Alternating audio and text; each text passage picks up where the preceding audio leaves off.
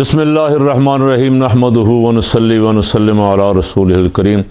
कल मैंने अर्ज़ किया था शहबाज शरीफ साहब काफ़ी सारे झूठ बोल रहे हैं बैठ के PTV पे और TV चैनलों पे, इलेक्ट्रॉनिक मीडिया पे, और आवाम को मज़ीद बेवकूफ़ बनाने की कोशिश कर रहे हैं। हालांकि अवाम अब इतना जाग चुके हैं कि इतने खौफज़दा हैं आवाम से कि बाहर निकलने के लिए तैयार नहीं।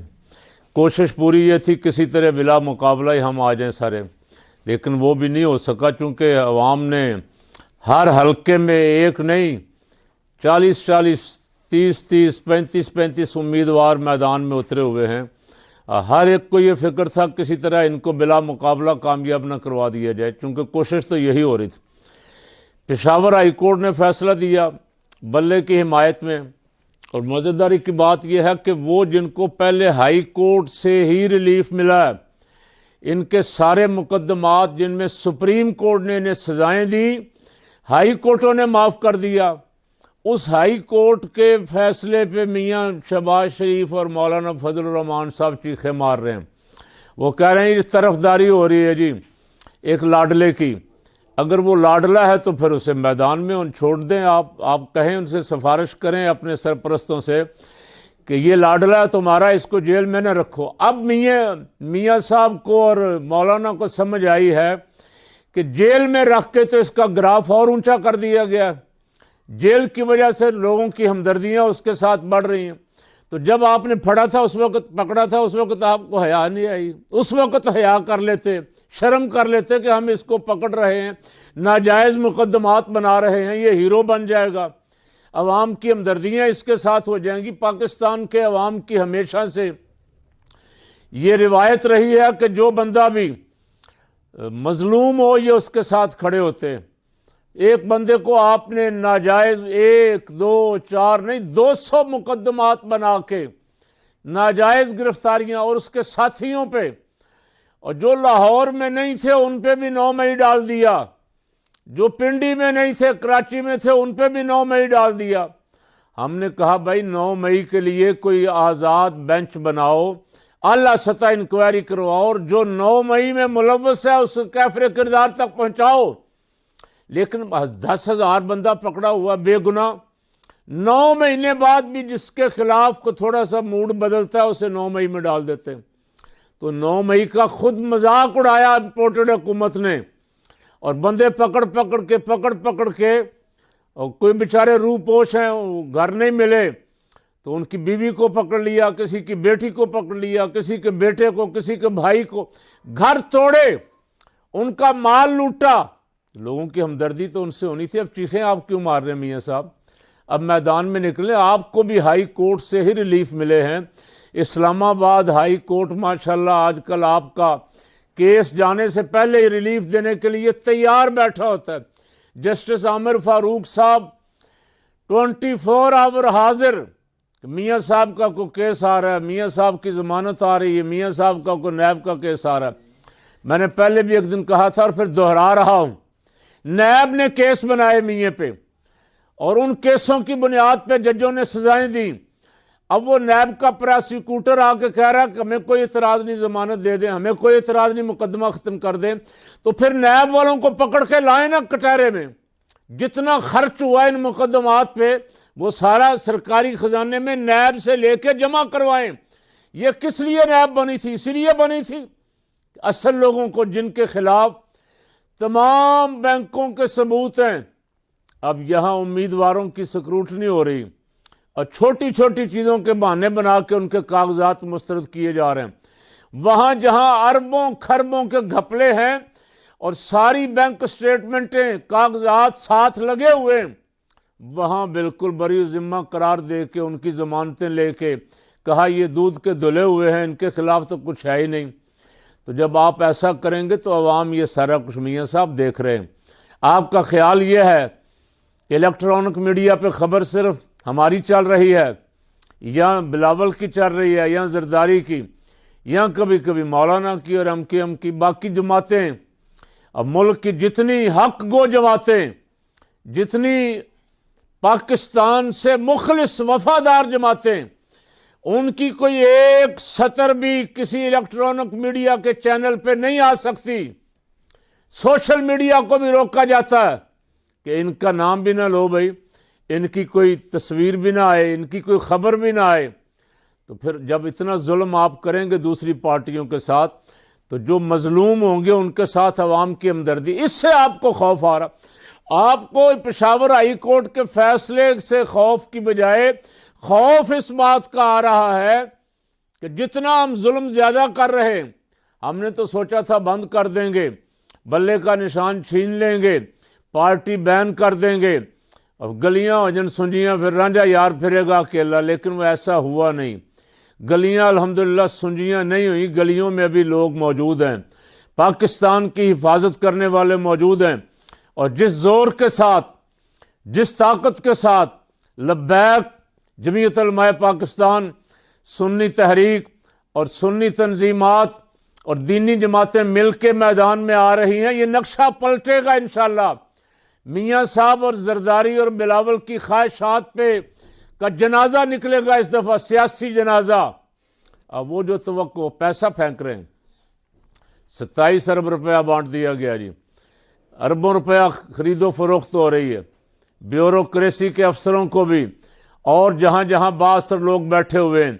इलेक्शन से पहले पहले मैंने अर्ज किया था, पूरा साल ही कहता रहा, मैं इस जाली इलेक्शन सिस्टम के बेहद नाकदीन में से हूँ, लेकिन मजबूरी ये है कि और कोई रास्ता नहीं है, निज़ाम बदलने का रास्ता एक यही है।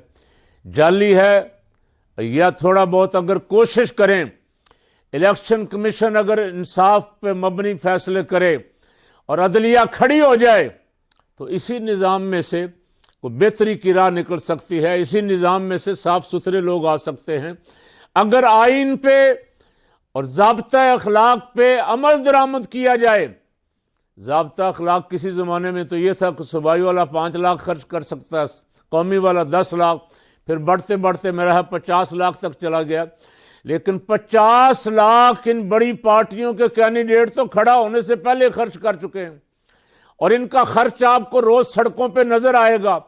करोड़ों रुपए की फ्लैक्सें, करोड़ों रुपए की गाड़ियां सड़कों पे दौड़ेंगी, जलसों पे लगेगा, लेकिन कोई ज़ाब्ता अखलाक की पाबंदी करवाने वाला इन्हें पूछेगा नहीं। यही अफसोस है जिसकी वजह से अवाम आपके खिलाफ खड़े हो गए, जिसकी वजह से अवाम अब इस निज़ाम और इस सिस्टम के खिलाफ इस पे अदम एतमाद कर रहे हैं। आप इंसाफ फराहम करें, इलेक्शन साफ सुथरा करवाएं। ये क्यों अचानक सारे एकदम अदालत पे हमलावर हो गए, क्या हुआ? इनके हक में फैसला आए तो सुभान अल्लाह माशाअल्लाह, इंसाफ मिल गया, इंसाफ का बोलबाला हो गया।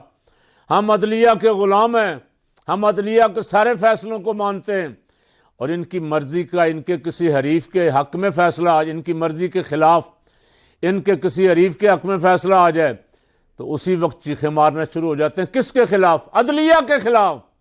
अदालतों को गालियां देते हैं, जजों को गालियां देते हैं, सुप्रीम कोर्ट के बाहर खड़े होके।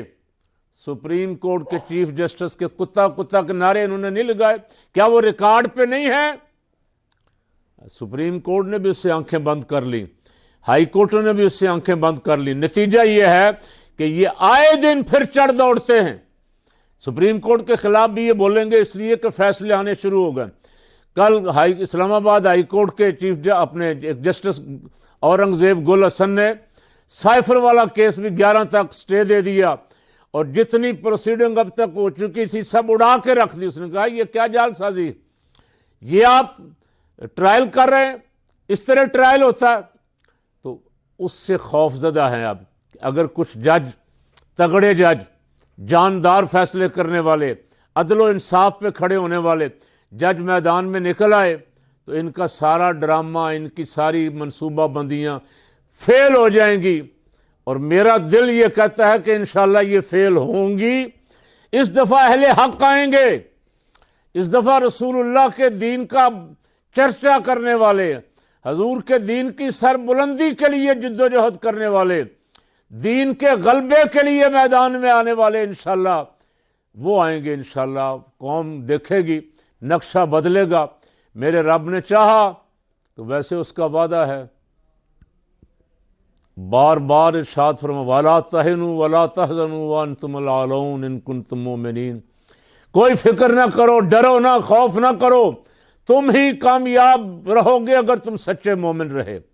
मैदान में आने वाले इखलास से आए और सच्चाई लेके आए, दयानतदारी के साथ आए कि हम दीन के गलबे के लिए आए हैं, तो रब का वादा है गालिब तुम रहोगे इंशाअल्लाह। और हमें ये भी फरमाया, हमें पता है हालात हमारे सामने हैं, एक तरफ पैसा है, बैरूनी ताकतों का पैसा, सेकुलर कुव्वतों का पैसा, पाकिस्तान को लिबरल बनाने वालों का पैसा, और दूसरी तरफ सिर्फ इखलास है, लिल्लाहियत है। और इनसे वादा हुआ था इनफिरू खिफाफम व सिकालम वजाहिदू फी सबीलिल्लाह वजाहिदू बिअमवालिकुम व अनफुसिकुम फी सबीलिल्लाह। इनसे वादा था निकलो हर सूरत में, हल्के हो या बोझल हो, अल्लाह की राह में निकलो और जिहाद करो, निज़ाम मुस्तफ़ा सल्लल्लाहु अलैहि वसल्लम के लिए जिद्दोजहद करो। इंशाअल्लाह निज़ाम मुस्तफ़ा वाले मैदान में है, अल्लाह करीम फतह नुसरत अता फरमाएगा।